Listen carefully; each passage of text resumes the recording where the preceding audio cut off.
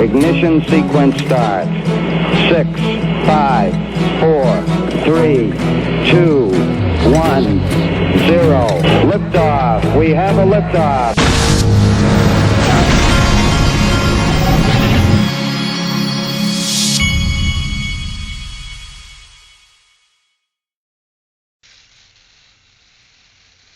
Hey everybody, this is the Digital Asset Investor. I'm doing a little bit of shaving here.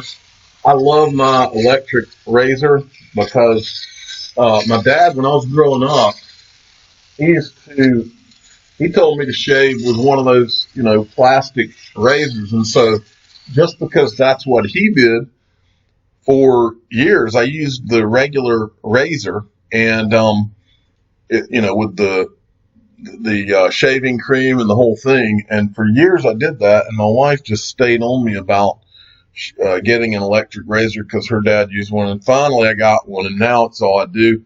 I can sit here in my digital asset investor chair and I can shave while I watch TV. Why did I never think of this before?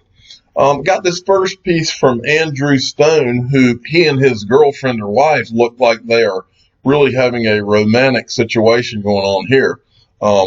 My wife would see that and she would say, why don't we take a picture like that? The digital asset investor does not take a lot of pictures of myself. I like taking pictures of my kids and my wife, but I don't like being in pictures. That's not really my thing. Okay, but Andrew Stone sent me this. Whale moves 13,180 Bitcoin. Bitcoin price dump incoming ?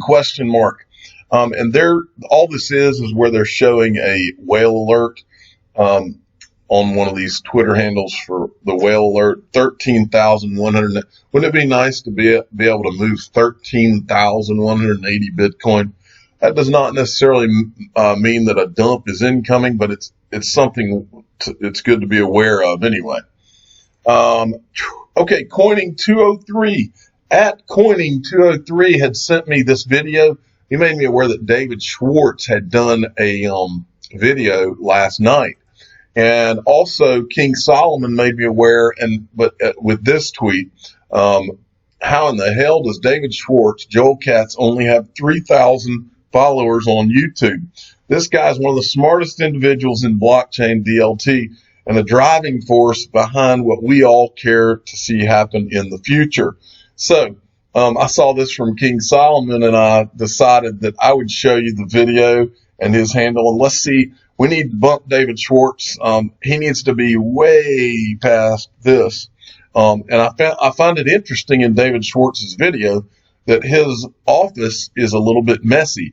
But this is supposed to be an indication of genius, and we already know that he's a genius, and so a lot of times geniuses are very messy. I always heard that Einstein kept like 2 or 3 outfits in his closet that were ready to go because he didn't want to waste any of his brain power when he woke up in the morning on finding something to wear. He thought that was a waste of brain power.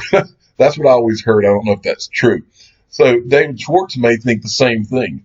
But anyway, this is an interesting video that he did where he's talking about an XRP Ledger stablecoin proposal. He's got slides in here where he talks about this, and it's very interesting. And as usual, David Schwartz is not the easiest guy to follow, but I try my best. But you should go and watch this video. But more importantly, you should give David Schwartz a subscribe because King Solomon is 100% right.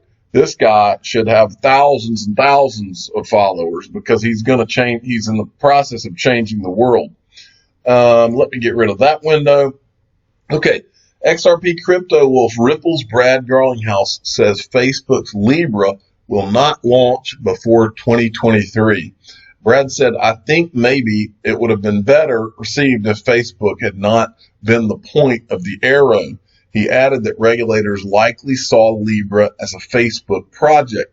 Now, I received a tweet from someone else that I thought made a very intriguing point, and that is DMSPQR at Distributed Mind.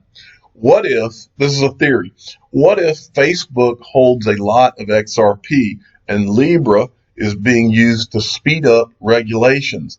Why is Brad Garlinghouse the Libra success spokesman on mainstream media? And he's tweeting out this zero hedge Ripple CEO, Facebook's Libra will not launch before 2023. Well, let me tell you the reason this tweet was interesting to me. When I was watching that interview and I was watching Brad Garlinghouse very willingly go down the road of bashing, not bashing, but go down the road of calling out Facebook and saying they should, in so many words, saying they shouldn't have done it the way they did it. I was literally sitting there thinking to myself, why would he? I mean, this is one of the most powerful companies in the world, and they're right down the road. Facebook's right down the road from Ripple headquarters. These guys know each other. You have to wonder if all this was part of some kind of a plan. It's worthy of throwing out there is all I'm saying. Okay. NBK Crypto at NBKLYRAD sent me this. And this probably is the biggest news of the day, folks. The biggest news of the day from King Solomon.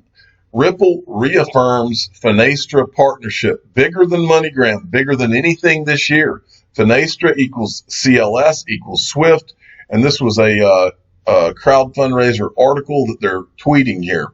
But then we have Michael at VAL5 Links that came in and gave us this. This guy tweeted this out. I don't know if this guy, he does follow me. I'll give him a follow. Ganesh Haramath confirmed Finastra's DNH and MSIS partnership. Hundreds of banking customers will use XRP for cross-border payments. Finastra's hundreds of customers, he's highlighting a couple of sections here. They will also have the option to use on-demand liquidity, which leverages the digital asset XRP for cross-border payments. This partnership will give Ripple's more than 200 customers access to Finastra's extensive network of banks, allowing mutual customers to easily access and partner with each other, increasing overall volume on the network. And then this is the article from Ripple from today. Ripple to bring blockchain technology to Finastra's banking customers. But this is the most important line in the article right here. They will also have the option to use on-demand liquidity, which leverages the digital asset XRP for cross-border payments. Big time. And then Stewart XRP came in and tweeted this out from Ripple. Ripple announced partnership with Finastra. Finastra has 9,000 customers, including 90 of the top 100 banks globally, collaborating with a company like Ripple that harnesses innovative blockchain technology to provide fast and reliable cross-border payments, said Ritesh Singh. I don't know if I said that right. I need to check in with the official language snob of the Digital Asset Investor channel on that. I need to get him on the phone on my channel one day. Jaquito McPhee sent me this. This is from Zago, I guess is how you say that. Today we are incredibly proud and excited to announce the launch of our custom-built XRP-only exchange. This is the first step in our journey to helping make payments in Africa faster, efficient, and affordable. So that's an interesting deal right there. And then this was from Jonathan D at XRP_YD7 sent me this. All right. Cryptopolis he's the official Treasury Secretary of the Digital Asset Investor channel. I think I got that title right. And just about every day he's putting out interesting articles and commentary on the economy, the worldwide, the global economy. Now, my father is the official father and global economic advisor.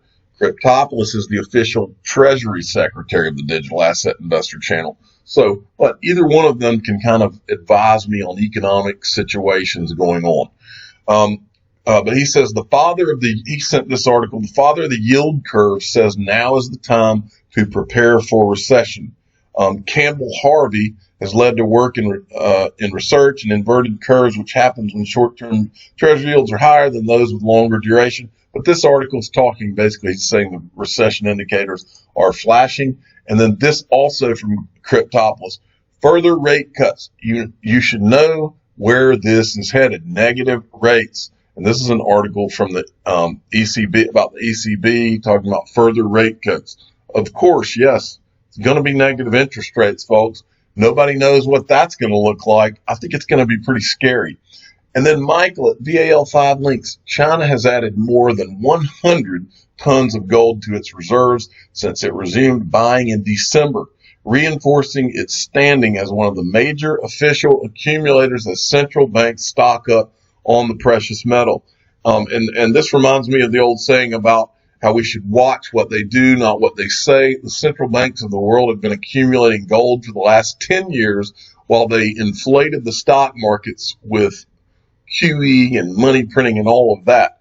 It's right in your face what they really think is going to happen. And then Wagner, aka Wag Dog at Buy and Sell, said this: when the stock market shows signs of recession, people will flock to gold. When this stock market blows up, people are going to hit the exits, and yes, they will hit them for gold, silver, and digital assets, preferably digital assets with a use case, XRP. Okay, Chinu Patel at Chinu Patel 29 sent me a few things. From Leonidas, he put out a few quotes from the Brad Garlinghouse with Anthony Pompliano on Off the Chain. This is Brad Garlinghouse. We have been on a pace of signing about 2 enterprise grade contracts per week, 52 weeks per year, on average around 100 contracts. We will sign more than that this year. We have beat our forecast for Q3. We were at Cyber. I talked about this yesterday, and then on MoneyGram right now. We are online live in 2 quarters, Mexican peso and Philippine peso. There have been days in the last handful of weeks where 80% of the volume of XRP in the peso was associated with our on-demand liquidity product. Now this is about the XRP sales, and then this. Anyway, you can go through and you can read all this. He did say in 2015 we had a FinCEN settlement with the government. The U.S. government called XRP a currency. So anyway, if you want to read through more of those comments, you can. Now, Eric Nadoon said, this is another quote from Brad Garlinghouse this is from the Economic Club thing. Before we went live with MoneyGram, we got on the phone with MoneyGram regulators, and together we briefed the regulators about what we're doing. No doubt that a publicly traded company got some degree of green light before it started using XRP. Well, the point here is very obvious. Would you rather, if you're going to have your money invested in XRP or any digital asset, would you rather it be invested in a digital asset where the people working on the primary use case are calling regulators before they cut deals that could benefit that digital asset? Or would you rather be invested in a digital asset that's flipping the bird to regulators? I think that's pretty easy to decide there. Regulators aren't going anywhere, folks. And then finally, got this from, this is Bob Blooney, at Bob Blooney. He wanted to know if he could be the official Vietnam veteran of the Digital Asset Investor channel. And I think we need an official Vietnam veteran. So it is, Bob. You're the official Vietnam veteran of the Digital Asset Investor channel. I'm the Digital Asset Investor. I'm not an investment advisor. This is for entertainment purposes only. Please subscribe and hit the like button. And tell your friends and family that Bob is the official Vietnam veteran of the Digital Asset Investor channel. Thank you for listening.